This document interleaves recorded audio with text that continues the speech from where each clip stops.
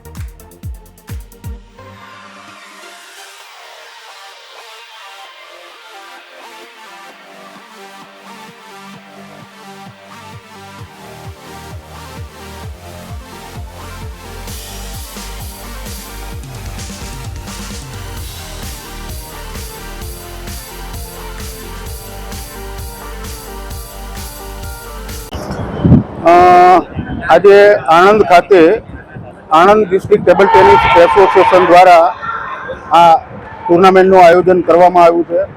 આ ત્રીજી table ટેનિસની tournament અહીંયા ઓર્ગેનાઇઝ થઈ રહી છે, જે સ્ટેટ ચેમ્પિયનશિપ છે, જેની અંદર અલગ અલગ 14 કેટેગરીમાં 721 જેટલા પ્લેયરો આ ટુર્નામેન્ટની અંદર ભાગ લઈ રહ્યા છે।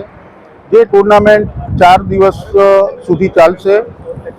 આ ટુર્નામેન્ટમાં ખાસ કરીને રોટોમેક દ્વારા ટાઇટલ સ્પોન્સરશિપ આપવામાં આવી છે અને મેઇન સ્પોન્સર છે અનુપમ ઇન્ડસ્ટ્રીઝ લિમિટેડ। સાથે સાથે ઘણા જ આ ઇવેન્ટના સ્પોન્સરો છે। આ ઇવેન્ટમાં ભાગ લેનાર લગભગ 40 થી 50 જેટલા એક નવી કેટેગરીમાં અંડર 9 એક નવી કેટેગરી ઊભી કરવામાં આવી છે, જે 2036ની અંદર ભારત દ્વારા ઓલિમ્પિક યોજાનાર છે।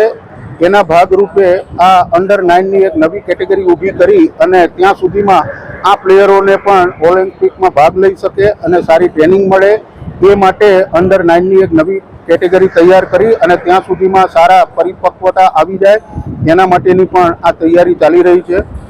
ખાસ કરીને અહીંનું ઇન્ફ્રાસ્ટ્રક્ચર બહુ સરસ છે, જેથી કરી અને નેશનલ ઇવેન્ટ પણ આ વર્ષની અંદર यहाँ યોજવા માટે તૈયારી કરી રહ્યા છીએ।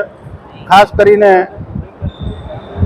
સરદાર પટેલ યુનિવર્સિટીના વાઇસ ચાન્સલર શ્રી પણ આજે હાજર હતા અને એમને પણ સર્વે પ્લેયરોને પ્રોત્સાહિત કર્યા છે। સાથે સાથે અમારા બધા જ સ્પોન્સરો પણ આજે હાજર હતા અને બધા જ પ્લેયરોને પ્રોત્સાહિત કરી તેઓ વધારેમાં વધારે આગળ પ્રગતિ કરે અને રાજ્ય અને આંતરરાષ્ટ્રીય લેવલ સુધી એમનું સારું પરફોર્મન્સ મળે એ માટેની સૌએ શુભેચ્છાઓ પાઠવી છે અને વધારેમાં વધારે સ્પોર્ટ્સની અંદર ખાસ કરીને આણંદ ડિસ્ટ્રિક્ટના અને રાજ્યના પ્લેયરો ભાગ લે, સારા તૈયાર કરી શકાય એ હેતુથી અહીંયા આ ટુર્નામેન્ટનું આણંદ ડિસ્ટ્રિક્ટ દ્વારા આયોજન કરવામાં આવ્યું છે. ધન્યવાદ. ये है हलचल टीवी नेटवर्क और आप देख रहे हैं हलचल टीवी न्यूज. हर हलचल पर नजर, हर हलचल की खबर.